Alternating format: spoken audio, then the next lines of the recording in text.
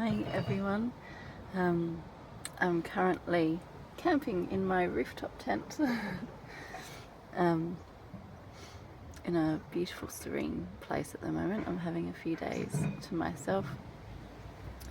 It's my gift to myself, and I'm thoroughly enjoying the peace and tranquility. I've been having a lot of really big emotional shifts, and I'd forgotten for a moment. I always bring it back to me, but I was associating the pain with my partner, who's, I keep having to remind myself, is the catalyst, not the cause. All of these emotions are within me, and he's my mirror, showing me where I need to heal. And it's actually been great because I allowed myself to feel anger. At first it was directed at him, but I was expressing it to myself. I was like, I'm feeling really angry, and then I realized that I was angry at myself. I've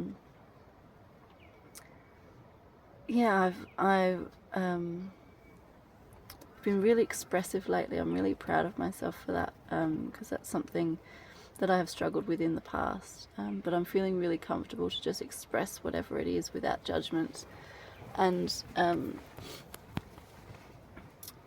to still bring it back to myself. I'm not directing that in terms of, I'm not using that to blame or project. I'm just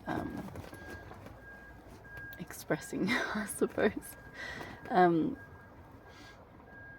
But it felt really good to just get it out. And yeah, just allow myself to feel angry for a moment. And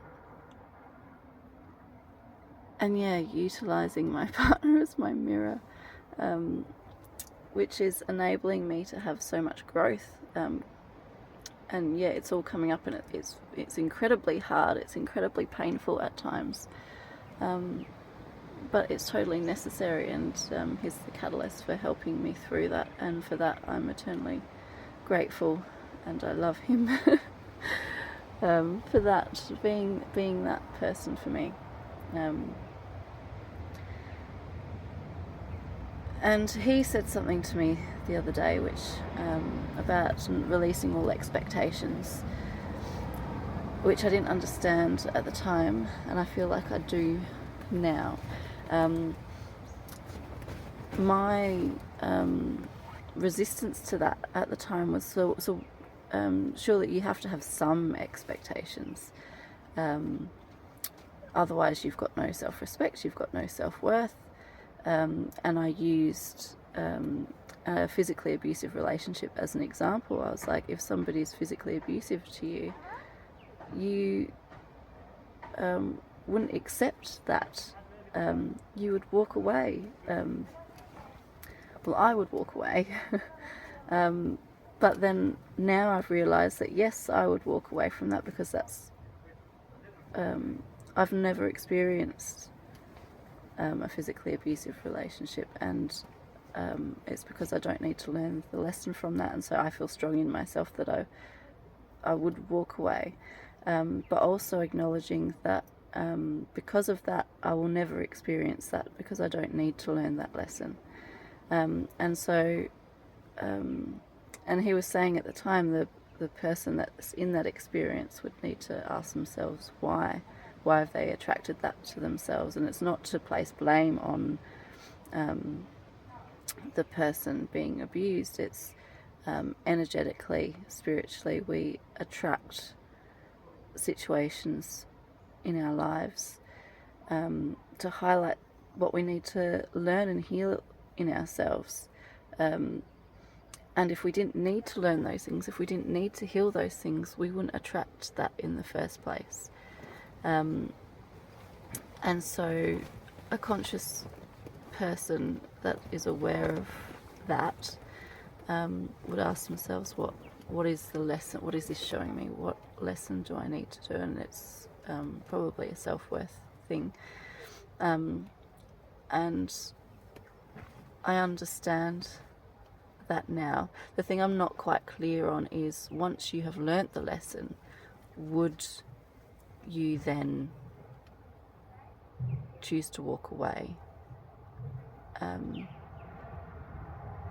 Or energetically, would that somehow, would you be separated from that person? Because there are many people that choose to walk away from an abusive relationship only to get back into another one, which would tell me that the lesson hasn't been learned. So that's something I'm not quite clear on. I'll have to ask his opinion about that one and let you know. But yeah, recently I said to him that when I'm processing, when I'm feeling triggered, basically, and it's something I process, and I always ask myself, I try never to pass blame onto him. I always ask myself, bringing it back to myself, asking what it's showing me, where I need to heal, if it's something I need to work on internally, and yeah, always is. And I, but during this process, I've not generally from him, and again, I'm now seeing it as a reflection of me. I told him that I wasn't feeling heard. Not heard, I didn't actually use that word. That I wasn't feeling supported or acknowledged or empathized with when I'm going through that process. And at first I was angry and projecting that onto him as a relationship expectation. Like, if I'm in a relationship, I want to feel heard, I want to feel seen, I want to feel understood, I want to feel empathy. And that doesn't mean agreeing with me or justifying what I'm feeling. It's just acknowledging that that's what I'm feeling, and it's okay to feel whatever it is that I feel. But then I also realized that the reason I was seeking those things in him is because I wasn't giving those things to myself. And that this recent release of anger felt so good, felt like such a release, because I wasn't allowing myself to feel angry. I wasn't accepting the fact that I was feeling angry previously. And so I've been... and the one thing that that kept coming up for me is that I can give a lot to other people. I love doing that. I love being there for people. I love helping people and showing up for people, being someone that they can rely on, and hold the space for people, be supportive. I have a huge capacity for that, and just to hold people in whatever they need to express at the time. And that was triggering me. It was bringing up, after going into it, a lack of self-worth in me. Because I was saying, why can't people show up for me in the same way that I show up for them? And I was bringing that back to it made me feel really small.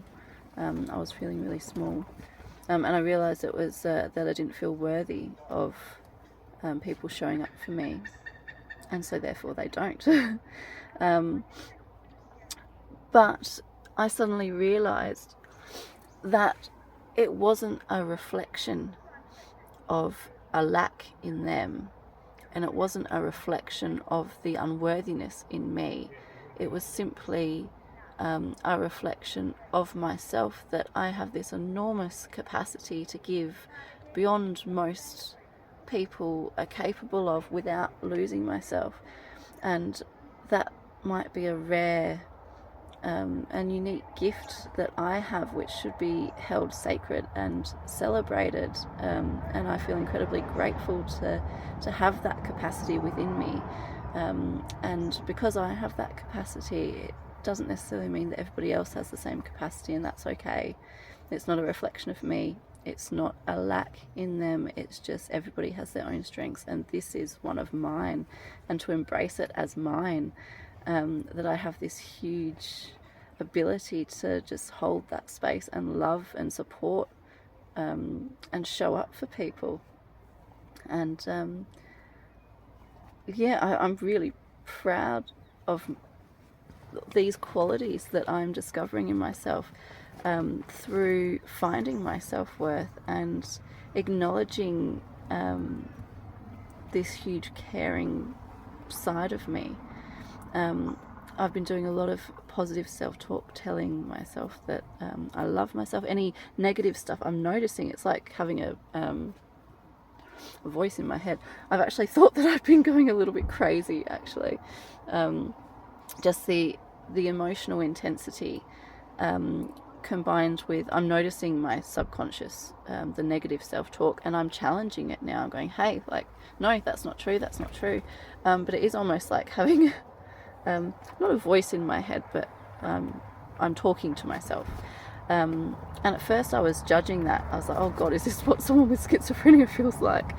I was judging myself, but then I realised that's how we should be. We should be talking to ourselves. You look at children, they have an external narrative constantly. They're always talking to themselves and singing to themselves, and it's only through guilt and shame and societal conditioning that voice, that external narrative, or that internal narrative that we voice aloud to ourselves, gets quietened, because that's seen as not normal. We don't do that.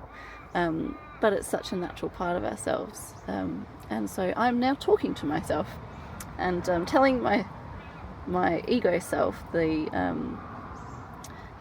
negative narrative. I'm challenging that fiercely,